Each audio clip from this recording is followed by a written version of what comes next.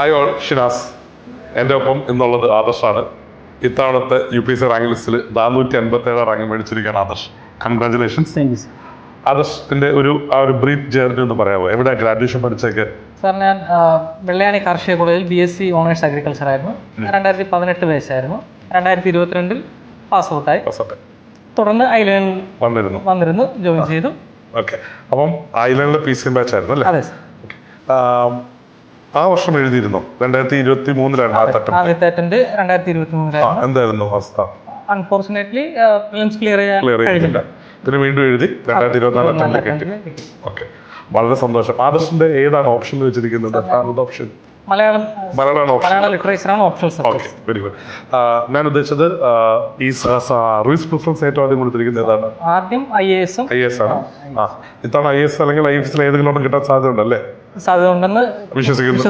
വളരെ സന്തോഷം. ഈ ആദർശം ജേർണിയിൽ നമ്മുടെ ഒരു പങ്കത ഐലൈൻ IAS എന്നൊരു ഇൻസ്റ്റിറ്റ്യൂട്ട് എന്നുള്ള രീതിയിൽ നമുക്ക് തരാൻ പറ്റിയ കോൺട്രിബ്യൂഷനെ പറ്റി എന്താണ് പറയുക? ഐലൈൻ എൻ്റെ ഒരു ഫൗണ്ടേഷൻ ആയിരുന്നു.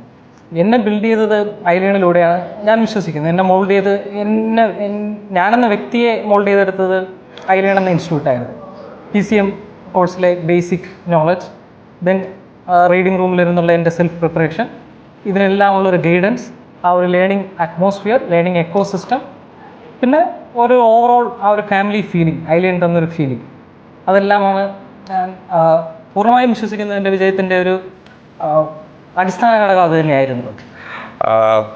ശരിക്കും ഒരു അഗ്രികൾച്ചർ ബാക്ക്ഗ്രൗണ്ട് കൂടി കേരളത്തിൽ നിന്നും വരുന്ന കുട്ടികളുടെ എണ്ണം റിലേറ്റീവ്ലി കുറവാണ്, പ്രത്യേകിച്ച് UPSCയിലേക്ക് വരുന്നവരുടെ കാര്യത്തിൽ. അപ്പോൾ അതിൽ അത്തരം ഒത്തിരി കുട്ടികൾക്ക് മാതൃകയായിട്ട് ആദർശം മാറുകയാണ്. സോ ഒരു സാധാരണക്കാരൻ്റെ പ്രശ്നങ്ങൾ മനസ്സിലാകുന്ന രീതിയിലുള്ള ഒരു അഡ്മിനിസ്ട്രേറ്ററായിട്ട് മാറാനായിട്ട് ആദർശത്തിന് സാധിക്കട്ടെ എന്ന് ആശംസിക്കുന്നു. All the best. Thank you sir.